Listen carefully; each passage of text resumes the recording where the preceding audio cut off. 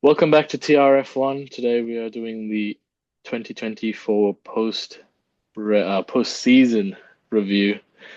With me, as usual, I have ABD and Ham, and I'm Hey your host guys, Shaq.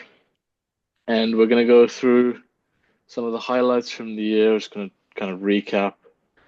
And yeah, I mean, what a year we had! So many different things happening. What would you guys give as a rating for the year? Ham, we'll start with you. I'm gonna give an 8 out of 10 because the season was different from what we've been seeing or we've seen for the last couple of years. We've got multiple winners, we've got a whole different team that has won the constructors, and we've got a different driver winning the drivers' championship. So I am giving a solid 8 out of 10 for this 2024 season. 24 races, all thrilling, amazing races. It is a solid 8 from me. ABD, what about you? Okay, I've gone one level up from Ham, so I've gone 9 out of 10. I think we haven't seen something like this in ages, where multiple winners, multiple teams winning.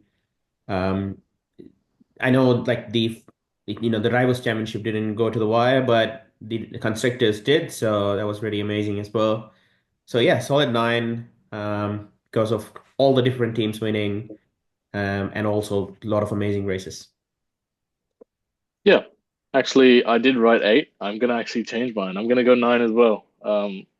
And with how good the year's been, like you said, seven different multiple race winners, four different teams had one twos. That was Ferrari, Mercedes, McLaren, and Red Bull all got one two at some point.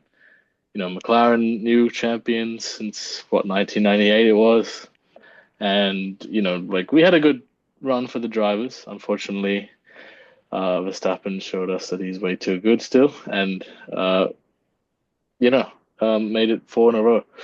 Yep. So I want to dive into some of our favorite kind of things about what happened this year. I want to kind of go with what was the biggest surprise for you guys in this year?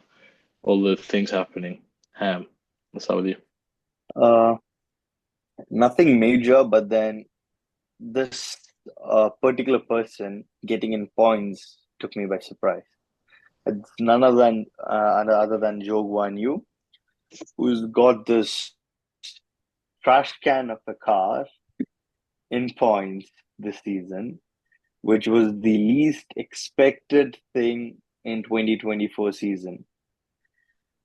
Uh, him in points was one of the like I said least predicted things at all.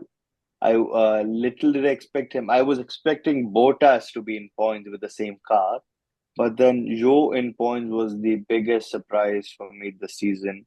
I don't think anything else would beat that for me. That's the biggest surprise for me this season. ABD, what about you? Okay, I have gone for McLaren winning the Constructors' Championship, thinking of how and where they were last season and how far they have come in almost, um, 18 to 16 months. Shows how much, everyone at McLaren factory putting all the hard work in, bringing the car to the track.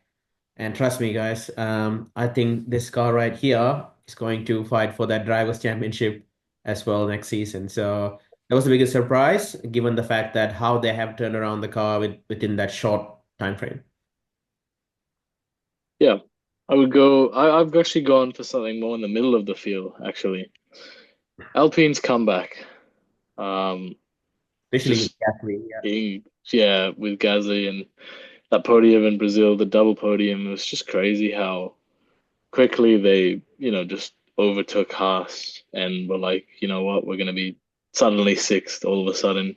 And honestly, I think if we had a few more rounds, Aston would have been in trouble as well because Gasly mainly was looking pretty good with the form he had at the end. So Alpine's comeback, getting extra money as well for the budget and all that. So beating Haas, that's always a good thing. So I think Alpine's comeback for me is the biggest surprise. But let's go to the other side of the thing.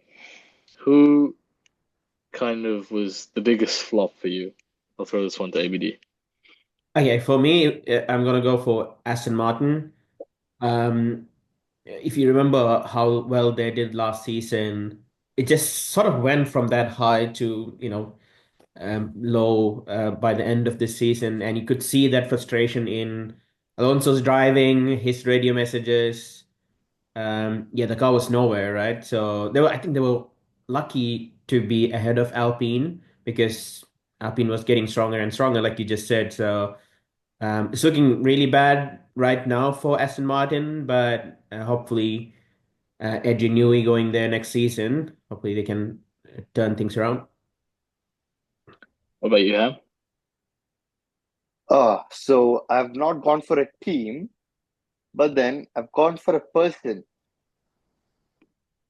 He has had one of the fastest, or I wouldn't say fastest, but then the car is among the top four fastest in the whole season.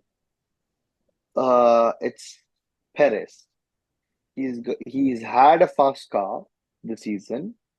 We have seen what Max was able to do with the same car.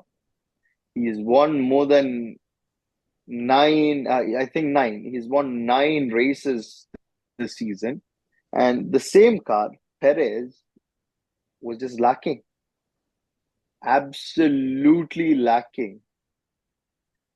Shaq, you mentioned it earlier while we were on another conversation. Yeah. Perez is around 250 some points behind Oh, 100.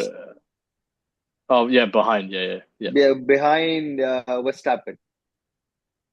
If Verstappen stopped racing ever since Imola, he would still be ahead of Perez. Yeah. No Yeah. wonder Red Bull lost their constructors. If Perez had shown even the slightest, at least if he could have finished in top five, they would still be a they would still be contending for their drivers' championship towards the end. But then it was all Max taking the whole team on his back, along with Perez and his Kit Kat sponsorship there. So Yeah. he is the biggest flop. I think it's high time Red Bull change Perez out of the seat and bring in somebody who is worthy enough for a Red Bull seat. It is one more year with Honda. If they want to win a Constructors and a Drivers' Championship, I think Max can do the Drivers' Championship part. He will need help, and I think it's better to bring in Yuki or Lawson for that second seat. Bring on Yuki. It's Perez. Yeah, bring on Yuki. Bring on Bring on Yuki. Yuki, yeah. Yeah. Well, I've actually gone for Red Bull as a whole, actually. Um, their 2023 campaign was probably the most dominant by a single Formula One team ever. And, they started the season like, I think what, probably five, 6 races, 7 races of just purely dominating. Max was 20 seconds ahead of everybody, just so clear, and it was like you knew who was going to win, and we were like, okay, this is going to be just like last year. And suddenly, McLaren, Mercedes, Ferrari all bringing up upgrades, and Red Bull are just gone. And, like you said, they weren't able to compete for a, constructors championship again. Obviously, Max did get the job done, but, if he had a worse car from earlier, he probably wouldn't even be in the picture. So I think Red Bull as a whole, it's not been like mainly with the car and everything, the development, everything. It's just not been good. They were talking about having problems from last year in Spain, and yes, of course, we have to mention Perez. His very, very poor form has literally cost Red Bull a chance of a constructors championship again. So I would say their choice in keeping him also was another big part of why I think they're the biggest flop. Shaq, So sorry to yeah, cut you off yeah, there. yeah, I've got a question since we are on Red Bull and Perez topic. I've got a question. yeah. Do you think the downfall of Red Bull started when Adrian Newey left the team? What do you guys think? Let's hear it from both of you. Shaq. Um, So if you I would, if you actually if you yeah. actually look, sorry again, if you actually look, the moment they've announced Adrian Newey leaving Red Bull, we could start seeing their downfall because he is not part of the team anymore. He does not have any say, and ever since then, we could see a downfall of Red Bull. So, what do you guys think? Is Adrian Newey the reason behind Red Bull's downfall? His exit from Red Bull being the downfall of Red Bull? I don't think that it's just him, but I feel like Red Bull losing that sort of, I guess, comfort that they had, knowing that Newey was there, knew he could make a good car. You know, he's such a well-known character in F1. He's one of the most famous people who's not actually a driver. And I think mentally for the team, they would be, feeling down about him deciding to leave. Obviously, they had the drama at the start of the year, but I feel like they can still figure things out. I know in Las Vegas, for example, they had a big problem with their rear wing, which they did actually manage to fix, pretty quickly, and they managed to stay faster than McLaren. So I don't think it's all hope is lost, but I do think some changes at Red Bull needs to happen. ABD, your Yeah, take on that? yeah, I think I agree with Shaq on that. I know what you mean. Like there is sort of, if you look at the dates when Adrian left and when Red Bull started performing or started losing performance, sort of aligns. But I still think there's really good talents there in the team, still under Christian Horner. And I think we can answer that question hopefully start of next season. You know, they have this development phase now for the next year's car. So no Adrian Newey. So we'll see how they start the season next year, competing against other teams. So then we can just say, okay, this is Adrian Newey doing his magic. So yeah. So we'll wait for Red Bull in next year then. Yep. Yeah.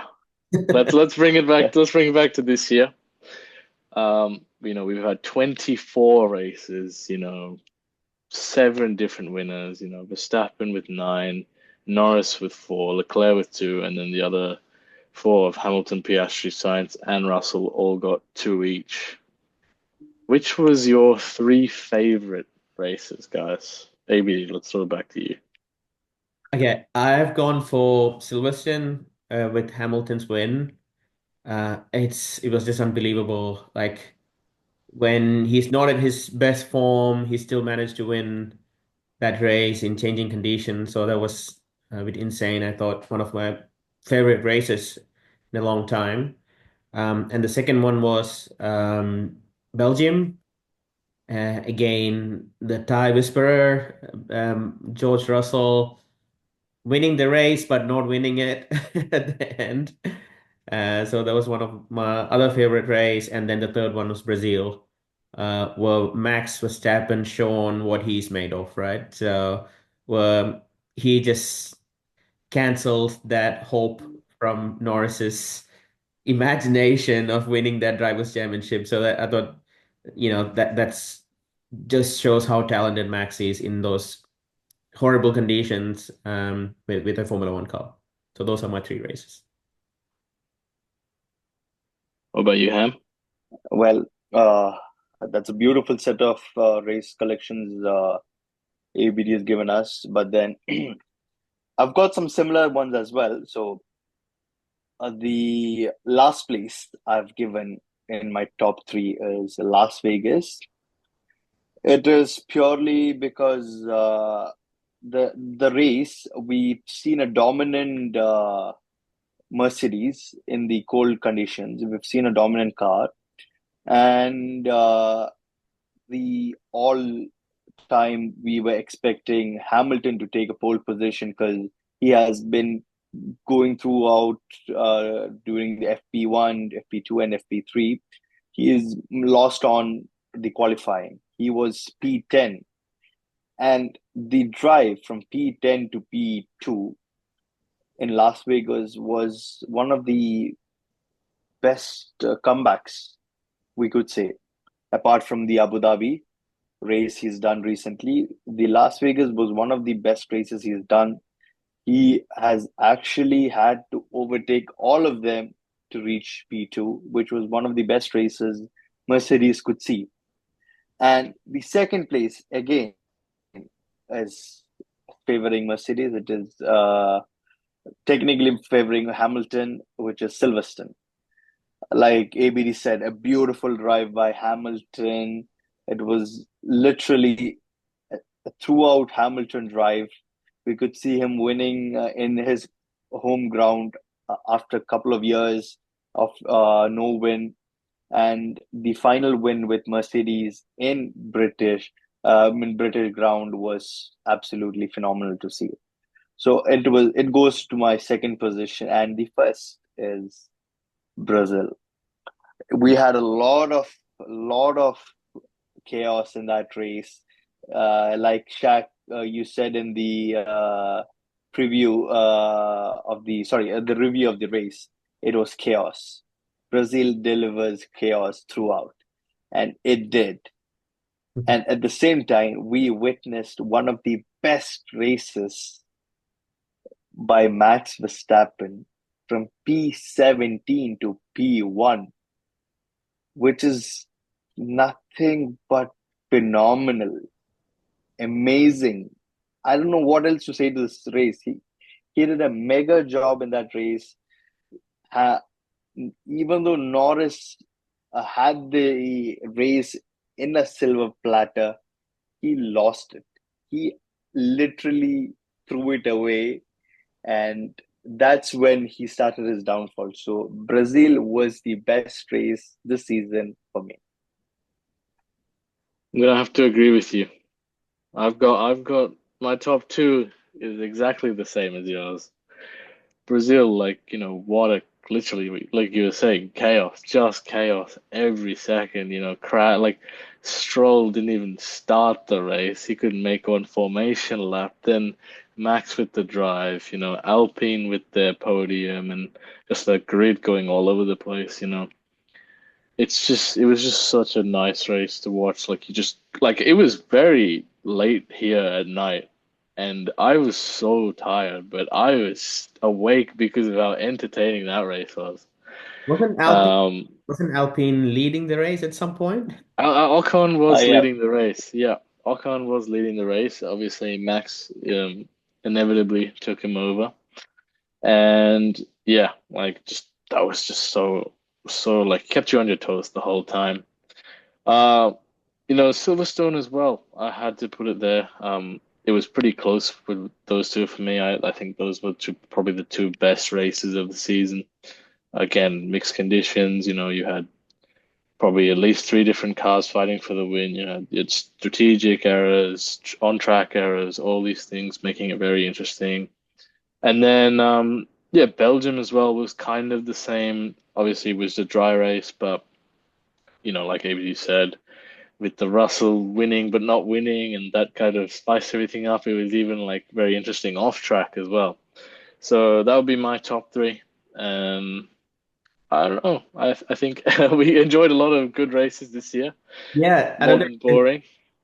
I don't know if Um, if you noticed, but we didn't have a McLaren win in any of our favorite races. So yeah, yeah. I think McLaren were more of the dominant wins. Especially in the end, but you know, you want the exciting races. That's what F1's all about, right? absolutely. yeah, exactly. Yeah, true, true. Okay, so I want to switch it up. I want to go. This is more of a moment. Favorite. overtake of the whole year. I want to know, Ham, what did you have?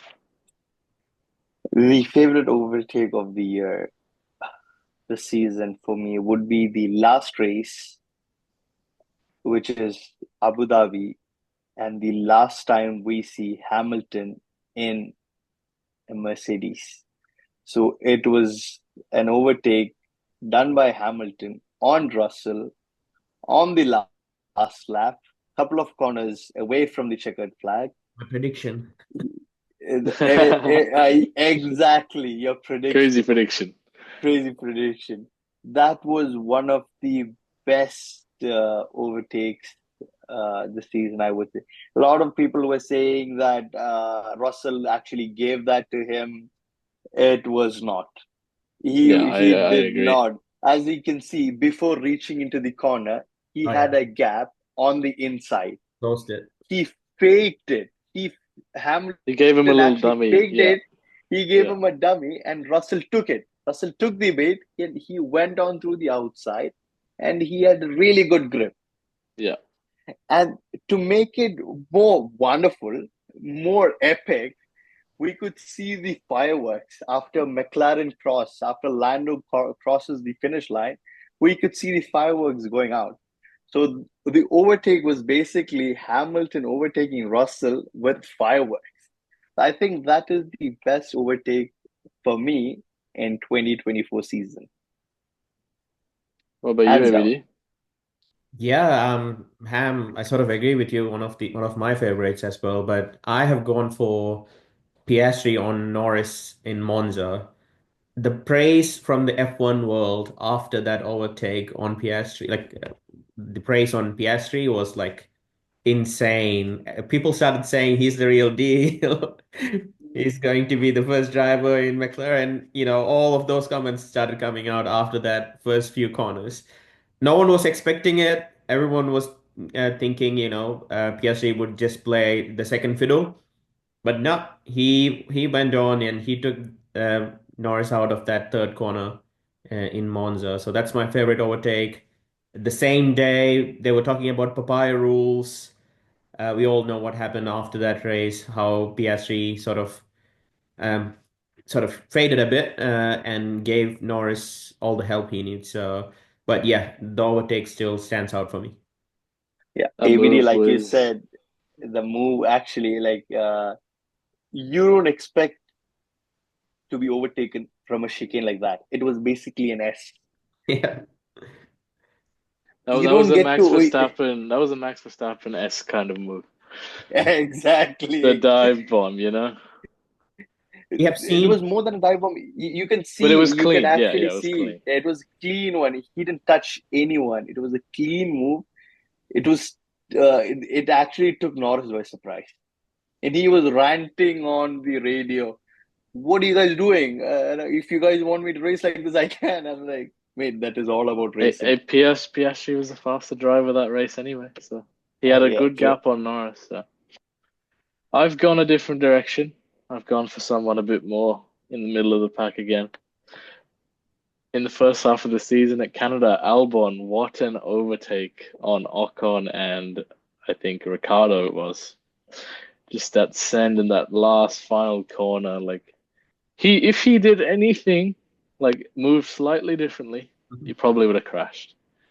And so for me, the skill with that move, I think just I just really enjoyed that. And yeah, that would be my favorite overtake.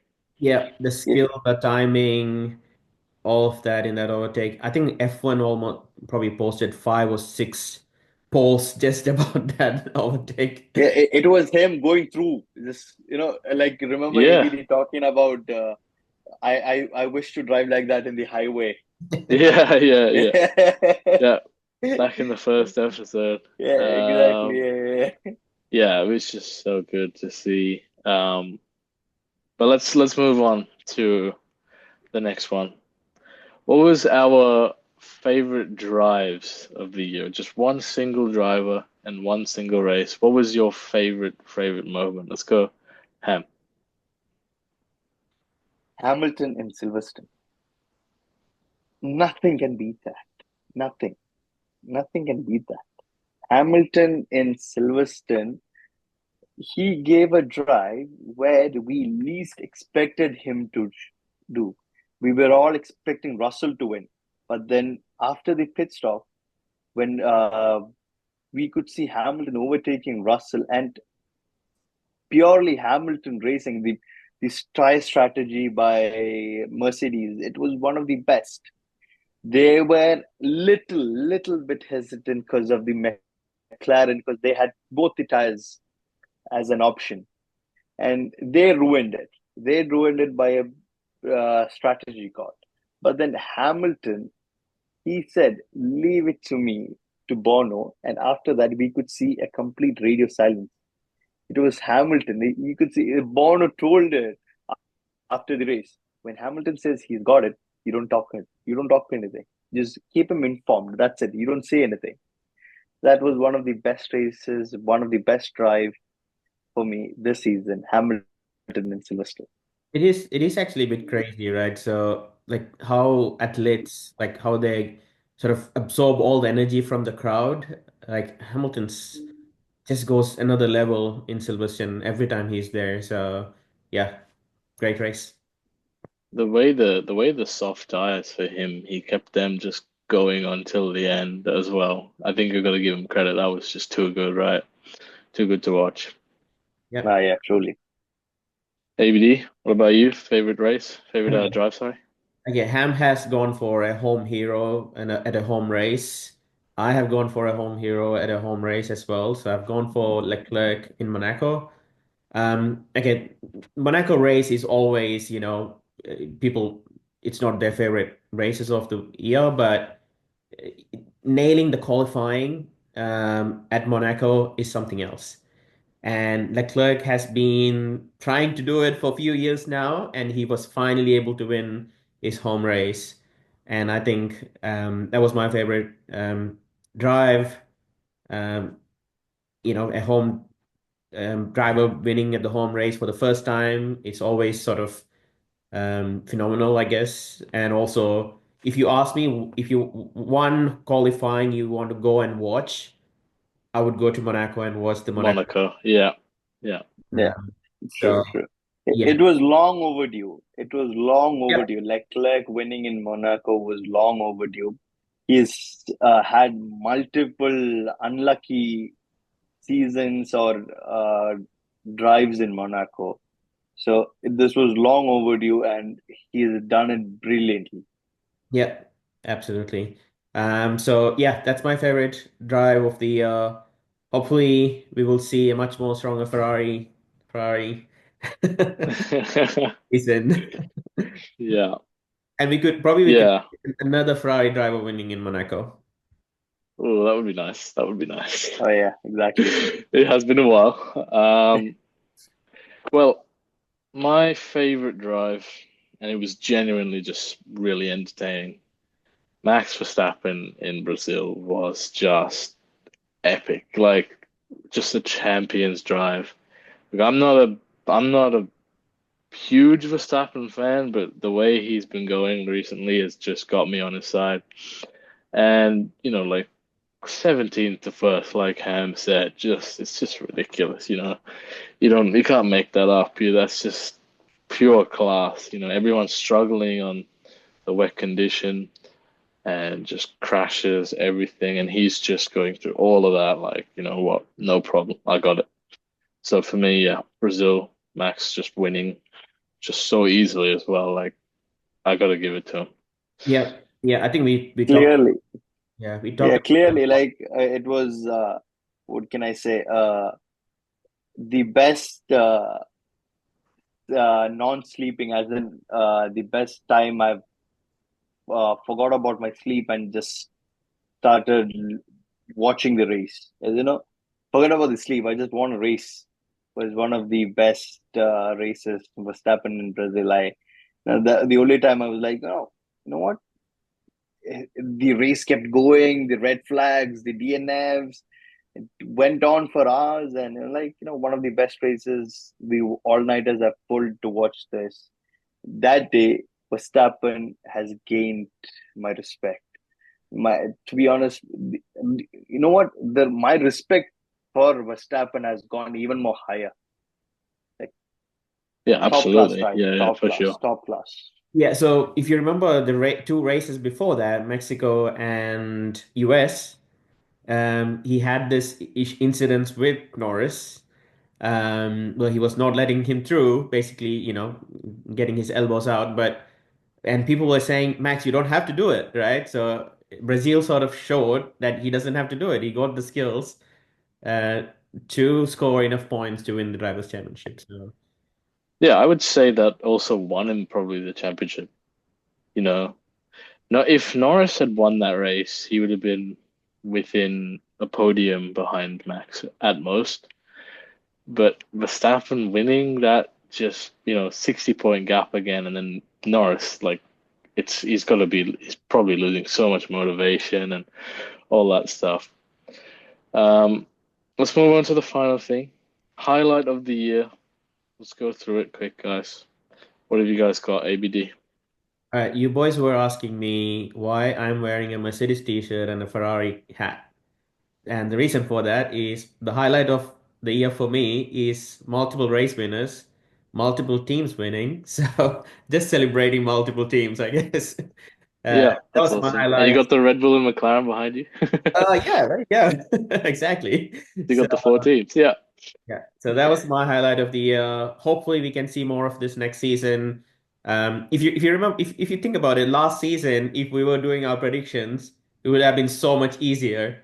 This season, it was so Yeah. uh, Yeah. it's what we want, right? So yeah, that's the highlight of the year for me. Yeah. Let's make it 8 multiple race winners next year, Checo, please. What about you? It's clearly McLaren winning after 26 years. That has been the highlight of the year. Even though we expected them to win, we still had a constructors' championship fight until the very end. Ferrari was giving it all, but then McLaren winning after 26 long years was purely amazing. So, cheers to Norris, cheers to Piastri for whatever they did. So, McLaren winning is the highlight of this year, truly. Yeah, I've gone more of a maybe emotional one, but more related to the team. Leclerc, the Monza win for me was just so unexpected, so I guess for Leclerc obviously emotional, Ferrari kind of struggling up until that point and just bringing it home. I think there's no stronger feeling in F1 than a Ferrari driver winning at their home Ferrari race. That is just like you can't compare that in terms of emotion and the passion. And, he's got so much pride about him. He is literally Ferrari. He bleeds Ferrari. And for Leclerc to come across win that race for me was just too good. And I was really glad as well. Just something different. So yeah. What a season we've had, guys. I mean, let's hope every year it's like this, because F1 would be the most entertaining race for sure if we had seasons like this all the time. Um, that's our review for today.